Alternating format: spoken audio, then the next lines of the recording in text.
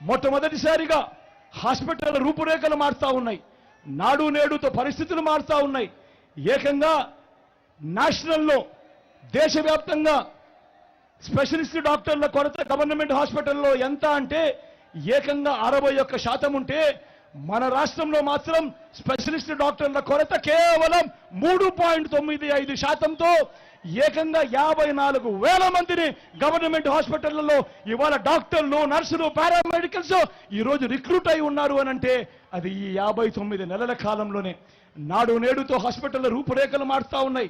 మొట్టమొదటిసారిగా ప్రివెంటివ్ కేర్లో ఎప్పుడు చూడని అడుగులు పడతా ఉన్నాయి. గ్రామాల్లోనే విలేజ్ క్లినిక్ వచ్చింది. గ్రామానికే ఫ్యామిలీ డాక్టర్ వస్తా ఉంది. ఇంటిని జల్లడబడుతూ ఆరోగ్య సురక్ష ప్రతి పేదవాడికి అందుబాటులో ఉంది.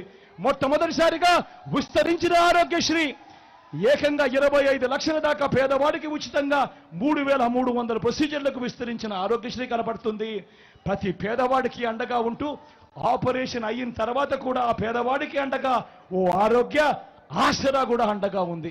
నేను అడుగుతా ఉన్నా, పేదవాడి ఆరోగ్యం కోసం క్వాలిటీ హెల్త్ కేర్ అనేది ఇంతగా ఇస్తా ఉన్నప్పుడు ఇది కాదా అభివృద్ధి అని అడుగుతా ఉన్నాడు మీ బిడ్డ.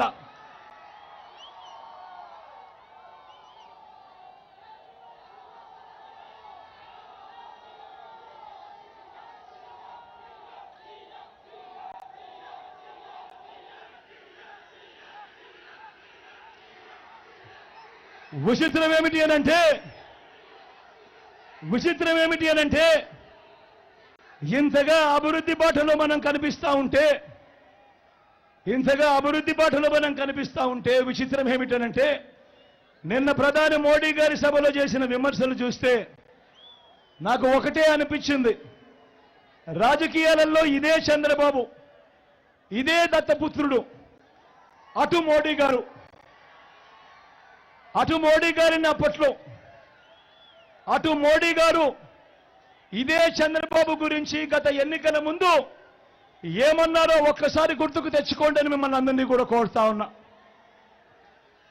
పోలవరాన్ని తన ఏటీఎంగా మార్చుకున్న చంద్రబాబు గురించి వెన్నుపోట్లు, పార్టీలు మార్చడం, తిట్టిన వారిని చంకరెక్కడం వంటి విద్యల్లో బాబు నిపుణుడు, అత్యంత అవినీతిపరుడని చెప్పిన నోటితోనే ఇదే మోడీ గారు మళ్ళీ చంద్రబాబును తమ ఎన్డీఏ గూటికి వచ్చాడు కాబట్టి ఇంతకంటే గొప్పవాడు లేడు అని చెప్పి ఇవాళ చెప్తా ఉన్నాడు అనంటే ఒక్కసారి ఆలోచన చేయమని అడుగుతా ఉన్నా. రాజకీయాలన్నది ఏ స్థాయికి దిగజారిపోయాయో ఒక్కసారి గమనించమని అడుగుతా ఉన్నా. అంటే వారితో ఉంటే ఒకలాగా, వారితో లేకపోతే మరోలా మాటలు మారుస్తా ఉన్నారు అనంటే నిజంగా రాజకీయాలు ఏ స్థాయికి దిగజారిపోయాయో ఒక్కసారి గమనించమని అడుగుతా ఉన్నా. నేను అడుగుతా ఉన్నా, ఇంతకీ బాబు, దత్తపుత్రుడు, మోడీ గారు కలిసి ఆడుతా ఉన్న ఈ 2024 డ్రామాలో రాష్ట్ర ప్రజలకు వీరి హామీ ఏమిటి అని అడుగుతా ఉన్నాను. ప్రత్యేక హోదా ఇస్తామని జట్టు కట్టారా అని అడుగుతా ఉన్నాను. పోనీ స్టీల్ ప్లాంట్ ప్రైవేట్ పరం చేయము అని జట్టు కట్టారా అని అడుగుతా ఉన్నాను. అందరూ ఆలోచించండి. ఆలోచన చేయమని అడుగుతా ఉన్నా. ప్రతి అన్నను ఆలోచన చేయమని అడుగుతా ఉన్నాను. ప్రతి అక్కను ఆలోచన చేయమని అడుగుతా ఉన్నా. మీ జగన్ ఆమోదం లేదు కాబట్టి స్టీల్ ప్లాంట్ ప్రైవేటీకరణ ఇంతవరకు కేంద్రం వెనకడుగు వేసింది. అందరూ ఆలోచన చేయమని అడుగుతా ఉన్నా. 5 సంవత్సరాలుగా స్టీల్ ప్లాంట్ ప్రైవేటీకరణ జరగలేదు అనంటే దానికి కారణం, దానికి జగన్ అనే ముఖ్యమంత్రి ఒప్పుకోలేదు కాబట్టి అది జరగలేదు అన్నది ప్రతి ఒక్కరూ కూడా ఆలోచన చేయమని కోరుతా ఉన్నా. ఈ ఎన్నికల్లో కూడా స్టీల్ ప్లాంట్ అమ్మకం ఆపేలా ఆ బాబు, ఆ దత్తపుత్రుడు, ఆ బీజేపీల కూటమిని ఓడించి నా తమ్ముడు అమర్కు ఓటు వేసి మొత్తం దేశానికి ఒక గట్టి మెసేజ్ ఇక్కడి నుంచి పంపించండి అని కోరుతా ఉన్నా. గాజువాకలో మీరు పొరపాటున టీడీపీకి ఓటు వేయటము అని అంటే దాని అర్థం ప్రైవేటైజేషన్ చేస్తానంటున్న ఎన్డీఏకు ఓటు వేయడం అంటే స్టీల్ ప్లాంట్ అమ్మకానికి మీరే ఆమోదం తెలిపినట్టు అవుతుంది అన్నది ప్రతి ఒక్కరూ కూడా గుర్తుపెట్టుకోమని కోరుతా ఉన్నా.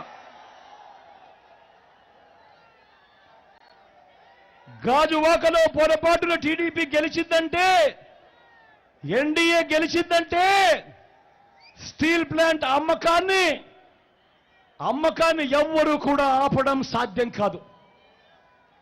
ఎందుకనంటే వాళ్ళు దీన్నే ఎన్నికల రెఫరెండంగా తీసుకుంటారు.